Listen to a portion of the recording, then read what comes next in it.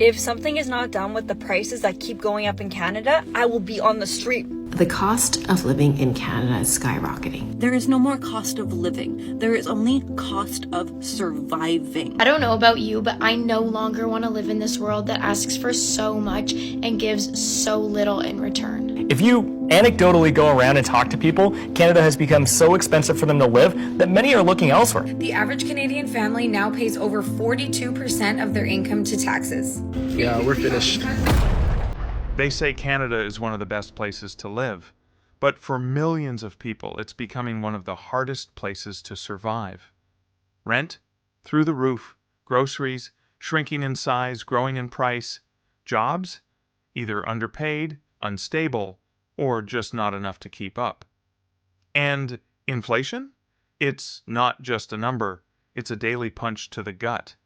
In 2025, half of Canadians are living paycheck to paycheck. That's not a statistic. That's your neighbor, your coworker, maybe even you. Food prices have jumped more than 20% in the last 2 years. Shrinkflation means you're paying more for less. Smaller cereal boxes, thinner toilet paper, fewer chips in the bag. And rent? In cities like Toronto and Vancouver, average monthly rent for a one-bedroom is now over $2,300. Even immigrants, who came chasing the Canadian dream, are reconsidering. 40% of recent newcomers say they're thinking of leaving Canada altogether. Not because they don't love it here, but because they simply can't afford to stay. This isn't just a crisis. It's a slow erosion of dignity, of stability, of hope. So in this video, we're not sugarcoating anything. We're showing you the raw, unfiltered reality, straight from the voices of Canadians who are living it. Because if you're struggling, you're not alone. And if you're angry, you're not wrong. Let's break it down. Canada has become such an expensive place to live, and there are so many people that are now priced out of the market. It's increasingly challenging for people to live near where they work. It's increasingly challenging for people to pay for their groceries on a daily basis. And whether or not we're in a technical recession, it's kind of besides the point. If you anecdotally go around and talk to people, Canada has become so expensive for them to live that many are looking elsewhere. They're looking at different provinces, and in some cases different countries, or maybe they're reconsidering whether they should be coming to this country because expenses are so high. Yeah. And that is a serious problem. It's political, but it's really economic because it's going to make Canada a less competitive place in the world. I don't know about you, but I no longer want to live in this world that asks for so much and gives so little in return. Groceries feel like a luxury. 9 to 5, climb the corporate ladder and stare at a screen all day? Bullshit. 2 weeks off a year? Bullshit. White picket fence dream? Bullshit. Retirement age 65, if you even make it that far. And if you do, you'll just spend your pension on medical care. Bullshit. Toxins, chemicals, pesticides on our foods, in our air, our water, those industries profiting off people getting unwell, and no cure for the C word. Fat fucking bullshit. I will never, ever be able to wrap my head around why people defend this way of living. By choice, too. This is not living, this is surviving. Look, the cost of living in Canada is skyrocketing. I don't know why it's not talked about more, or as Canadians, we've just kind of normalized it and feel that it's okay, but there's not enough pushback. Let's be serious. Yesterday, I stopped out. I am coming down with a cold, so I picked up a box of new Citron. The last time I purchased, and I went through my camera roll because I know that I've been tracking grocery prices in Canada these days. The last time I purchased a box was February 2025, so not that long ago, early this year, and it was $14.99 at Shoppers. Yesterday I went to Shoppers and it was $17.79, so that's what, about an 18% difference? 18%. In really what I would say kind of less than a year. So not even year over year. So when they say, let's make sacrifices, what are they actually really saying? You guys peep this. This is how I know Canada is officially going downhill. $16.97 for deodorant. Yeah, we're finished. I know I'm usually joke around on this thing, but I thought I'd get real for a second. I don't know if this is just in Canada, but the price of living has gone out of control. Like, I don't know how people are doing it. I'm keeping track of my monthly expenses, all my necessities. I don't know how people do it. Like $5,300. I don't even have rent on here. What do you do for a living? Tell me.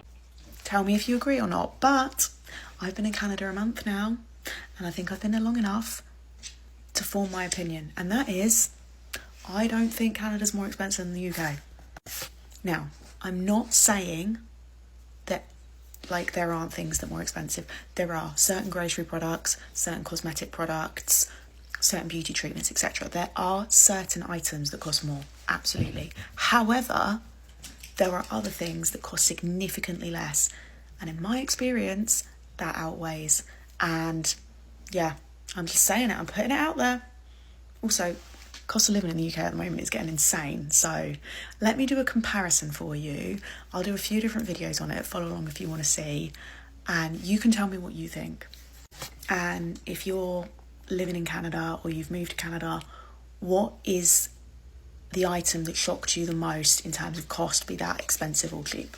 The average Canadian family now pays over 42% of their income to taxes. The Fraser Institute just came out with their annual study, Taxes and the Necessities of Life. And while I don't think this is going to be a surprise to anyone, it's interesting to see the data for sure. What this study does is adds up all the various levels of tax. So income tax, payroll tax, health tax, sales tax, property tax, fuel, carbon, vehicle, import, alcohol. The list goes on. You can see them all listed here. And then compares these taxes against the cost of necessities like clothing, food, and shelter. Overall, what the study says is that taxes have become the single most significant item in a family's budget, and that taxes have grown more rapidly than any other single item over the same period of time. They started tracking this in 1961, and to give you an idea, the average family spent 56% of its cash income to pay for shelter, food, and clothing in that year. And only 33% of their income went to the government as tax. 81 was the first year that we started spending more of our income on tax than on necessities, and this happened again in 92. And then ever since then, we've been paying more in tax than we have in necessities. So this isn't really anything new, but I think the most alarming part of this is we can see how tax continues to pull away far above any of these other necessities. Like, this is adjusted for inflation. This means our spending on tax is just astronomical. And then in the commentary to this study, they reference another study that talks about how 2/3 of Canadians consider the amount of tax that they pay unacceptable. And that most, like 55% of Canadians, are dissatisfied with the Canadian government's accountability and transparency in spending. So overall, most Canadians are spending more on tax than they are on food, shelter, clothing combined, but they don't feel like they're getting any value for their tax dollars. Let me know what you think. Man, what an onslaught of terrible news for us Canadians this week. And no, I'm not talking about the Blue Jays losing in the World Series. Devastating news, yes, but that's not what I'm talking about. I'm talking about the Bank of Canada governor coming out and saying we have to lower our standard of living in Canada. That is both embarrassing and alarming. Canadians pay some of the highest income taxes and other taxes in the world. 42% of the average family's income goes towards taxes. And what do we have to show for it? Apparently nothing. This gentleman over here, the governor of the Bank of Canada, comes out and says we got to lower our quality of life pretty much. We got to lower our standard of living. While all this is going on, Mark Carney comes out and says Budget 2025 will help make generational investments to help build up our economy. What the hell does that even mean, Prime Minister Carney? Generational investment? That just sounds like you want to tax us more, especially young Canadians who can't afford to be taxed more. We're going to be paying off this debt for the rest of our lives. We are going to be a slave to this system if this continues. And it was just announced that your new budget is going to rack up over $78.3 billion of debt. Who's going to be paying that off? Us, the next generation of Canadians that won't be able to afford a house or do all of the other things that our parents and grandparents were able to do before us. But hey, what do I know? Keep spending money we don't have, keep letting in millions of immigrants, keep allowing criminals to go back out on the streets, and keep voting Liberal. Keep doing all those things if you want to destroy Canada. Well done. Let's talk about what it actually feels like to live in Canada right now. Not the glossy brochure version, not the tourist fantasy, the real version. The one where you open your fridge and wonder, how cheese became a luxury item. The one where you check your bank account after paying rent and think, cool, I can afford air because this isn't just about numbers. It's about people, real people, struggling, stretching, breaking. Let's start with the basics. Rent. In cities like Toronto and Vancouver, rent has become a full-blown horror story. A one-bedroom apartment? That'll be $2,300 a month. And no, it doesn't come with a butler or a view of the Eiffel Tower. It comes with peeling paint, noisy neighbors, and the constant fear of eviction. Even smaller cities aren't safe anymore. Halifax, Calgary, Ottawa, rents are rising everywhere. And if you're a student, good luck. You'll either live in a shoebox or share a room with 6 strangers and a raccoon named Gary. Now, let's talk about groceries. You walk into the store with a list. Bread, eggs, milk, maybe some fruit. You walk out with 2 items, a receipt that looks like a ransom note, and a deep existential crisis. Shrinkflation is the new normal. Your cereal box looks the same, but inside, it's 30% air and 70% disappointment. Chips? Half the bag is just a crunchy echo. Toilet paper? Thinner than your patience. And don't even get me started on meat. Chicken prices have soared. Beef is a luxury. Salmon? That's for people who own yachts. So what do people do? They cut back. They skip meals. They buy less. They stretch everything. And still, it's not enough. Now, let's zoom out to the job market. Canada loves to talk about job creation. We added 40,000 jobs this month. Great. But what kind of jobs? Part-time, gig work, contract roles with no benefits, no security, and no future. People are working harder than ever and still falling behind. You've got folks juggling 2 or 3 jobs just to stay afloat, and even then, they're drowning. Wages haven't kept up with inflation. Minimum wage might be $16 or $17 in some provinces, but when rent is $2,000 and groceries are $500, what does that even mean? And if you're unemployed? Good luck navigating the maze of job applications, automated rejection emails, and interviews that feel like auditions for a reality show called Who Wants to Be Exploited? Now let's talk about inflation. It's not just a buzzword, it's a daily reality. Prices are rising faster than paychecks, faster than savings, faster than hope. Gas prices fluctuate like mood swings. Utility bills creep up quietly. Insurance premiums balloon. And every time you think you've adjusted, something else spikes. And the government? They say they're working on it. Interest rates go up. Mortgage payments follow. And suddenly, homeowners are panicking too. It's a domino effect. And the last domino is always the average person, trying to survive in a system that feels rigged. Let's talk about shrinkflation again, because it's not just annoying, it's insulting. It's companies pretending they're doing you a favor. We've redesigned our packaging. Translation: we've removed 20% of the product and kept the price the same. It's toothpaste tubes that end sooner, yogurt cups that feel like shot glasses, chocolate bars that look like they've been on a diet. And the worst part? They act like it's innovation, like they've reinvented the wheel. Number. You've just made the wheel smaller and charged more for it. Now let's talk about mental health, because this crisis isn't just economic, it's emotional. People are stressed, anxious, depressed, burnout. And it's not because they're lazy or weak. It's because they're exhausted from trying to make ends meet in a system that keeps moving the goalposts. You've got parents skipping meals so their kids can eat.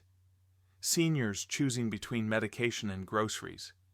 Young adults stuck in their childhood bedrooms because rent is a joke. And through it all, there's this pressure to stay positive, to hustle, to grind, to manifest abundance. But how do you manifest abundance when your fridge is empty? Let's talk about immigrants. Canada loves to brand itself as welcoming. And yes, many people come here with dreams. But reality hits hard. 40% of recent immigrants are thinking of leaving. Not because they hate Canada, but because they can't afford to stay. They face job discrimination, credential barriers, and housing nightmares. They're overqualified and underpaid, and they're tired. They came for opportunity. What they got was survival mode. Let's talk about families. Raising kids in Canada used to be hard. Now it's borderline impossible. Childcare costs are brutal. School supplies are expensive. Extracurriculars, forget it. And feeding a growing child? That's a full-time job. Parents are working overtime, sacrificing everything, and still feeling like they're failing. And the guilt? It's crushing. I just found out that the city that I live in, that I was born, raised, grew up in, is now the third most expensive city in the entire world. I live in Canada. You hear cities like New York being the most expensive. It's known to be the most expensive. But you know something is wrong when you live in Canada and they say, oh, you have freedom, you have this, you have that. But we're just living to work here. There's no enjoyment. If you just want to have an impromptu fun brunch or go out with your friends once in a while, you have to plan it. You can't just go out anymore. You have to actually plan and budget it into your money, or you will be in debt. We're actually probably all in debt. Probably 99% of us are in debt because the wages that we get in Canada versus what we actually are paying, it doesn't match up. No one can afford to live like we do. I was just talking to this girl from Colombia, and she said she went to LA, and she said their groceries are 1,000 times cheaper than ours. She went into this store called Ali, I think, and she said she was in a state of shock of how cheap your produce is, how cheap your meat is, how cheap it is to actually make a meal at home. You go to a grocery store in Canada and you want to maybe buy 5 apples, you're maybe paying like $6-7, I'm not even joking, for apples that are grown off a tree. I maybe will buy 4 products at a grocery store, 5, and I'm spending over $20 hands down.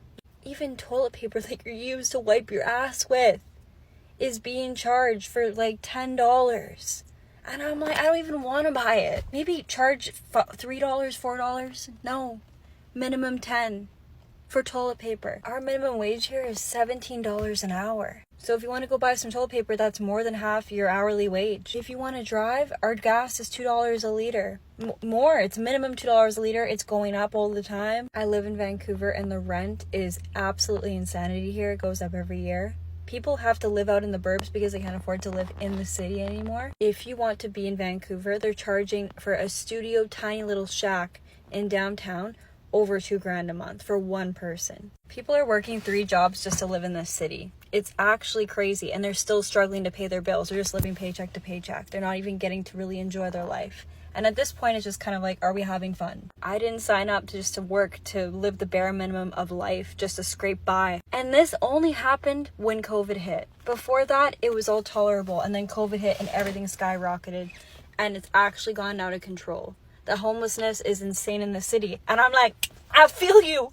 Because if I am not careful, I could so easily be homeless. So many of us could so easily be homeless. It's scary. It's a scary reality. Canada is not a great place to live anymore. The cost of living in Canada is sick. There is no more cost of living. There is only cost of surviving. My girlfriend and I met for coffees the other day, and she owes a little bit of money to the government, and she was crying to me, saying, I don't know what to do. I'm working 3 jobs.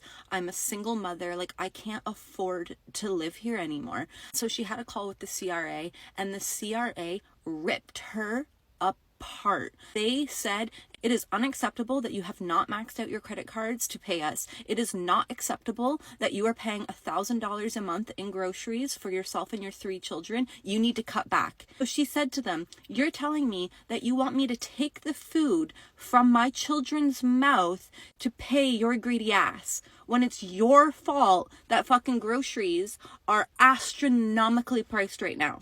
We are all in this together. We are all suffering together. The cost of living is killing people. Families are falling apart. People don't get to see their children because they have to work 2, 3, 4 jobs. I need to let people know that there's another way.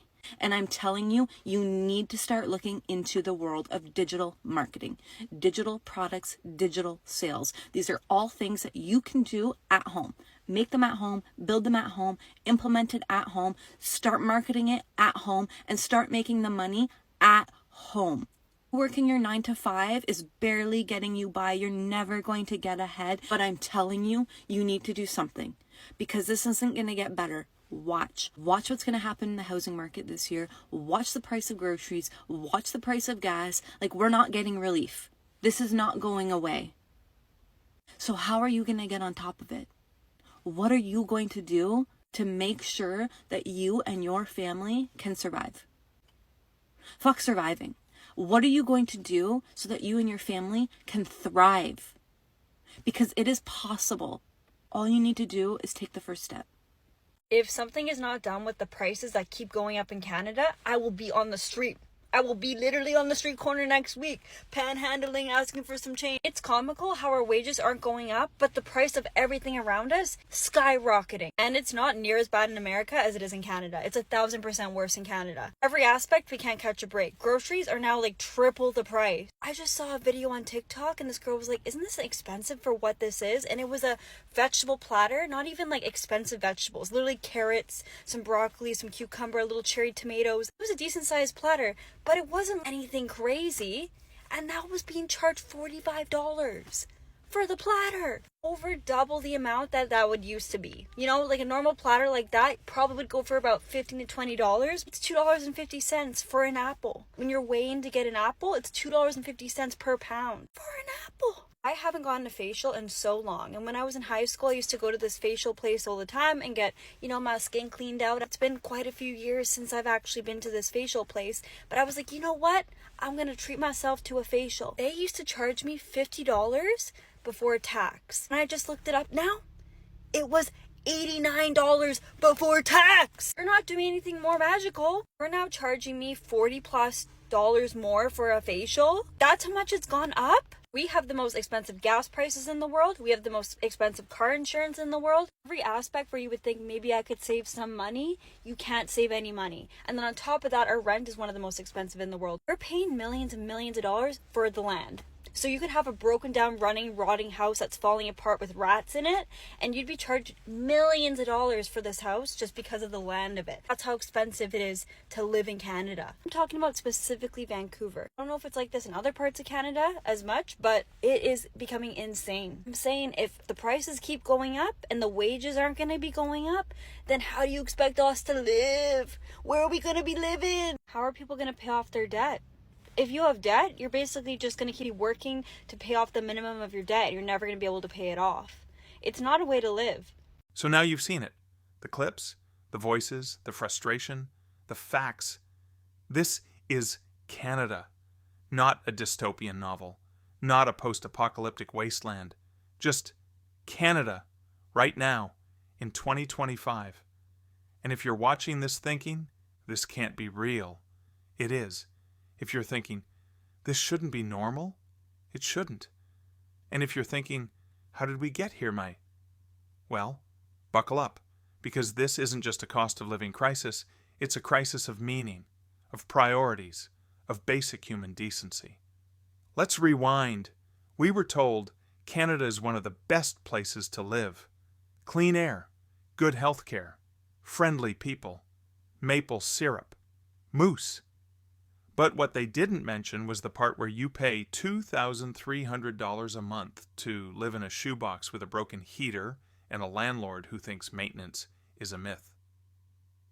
They didn't mention the part where you walk into a grocery store and leave with 3 items, a receipt that looks like a ransom note, and a deep sense of betrayal.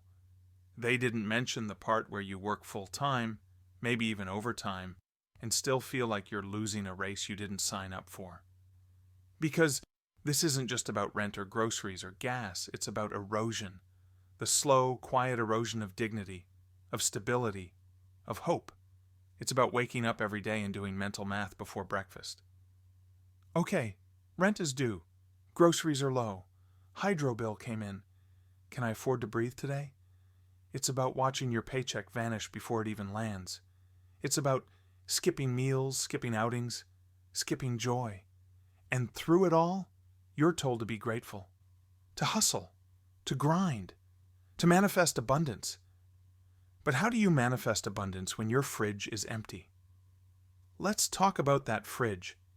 It used to be a symbol of comfort, of nourishment. Now it's a battleground. You open it and see shrinkflation in action.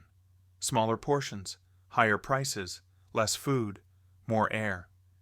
You see the yogurt cup that used to be full, the cereal box that's now 70% cardboard, the chicken that costs more than your dignity.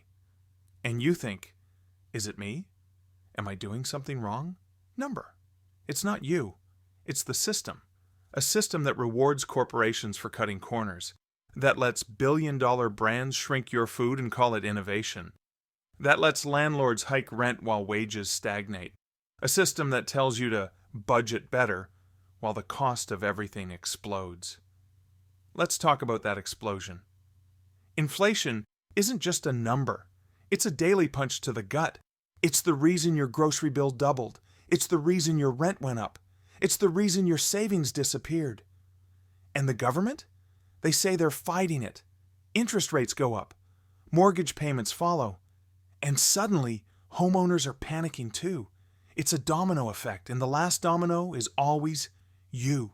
You, the worker, the parent, the student, the immigrant, the senior, the person just trying to survive. Let's talk about survival. Because that's what this has become. Not living. Not thriving. Surviving.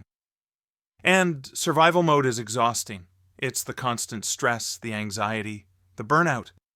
The feeling that no matter how hard you try, it's never enough. It's the guilt of not being able to provide, the shame of asking for help, the fear of falling behind. And it's silent. There's no headline that says, millions quietly drowning.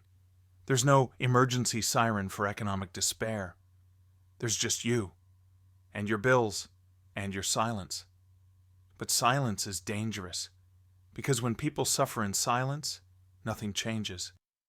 So let's break that silence. Let's talk about the mom who skips dinner so her kids can eat. Let's talk about the student who works full-time and still can't afford rent. Let's talk about the senior who chooses between medication and groceries. Let's talk about the immigrant who gave up everything for a dream that turned into a struggle. Let's talk about the millions who feel invisible. Because they're not invisible, they're just ignored. And if you're one of them, if you're tired, frustrated, angry, you're not alone. You're not weak. You're not failing. You're surviving a system that's failing you. And that's the truth. Let's talk about truth. Because truth is powerful. It's uncomfortable. It's messy. But it's necessary. And the truth is, this is not normal. It's not normal to pay $8 for a bag of grapes. It's not normal to spend 60% of your income on rent. It's not normal to work full-time and still be broke. It's not normal to feel guilty for eating. It's not normal to feel ashamed for struggling. And it's not normal to accept this as normal. So what do? Do we fix it overnight? Number. Do we have all the answers? Definitely not. But we start by seeing it, naming it, feeling it. We start by refusing to accept this as normal. We start by validating each other, by sharing stories, by demanding better. Because change doesn't start with policy. It starts with people, with voices, with truth. And this video, it's part of that truth.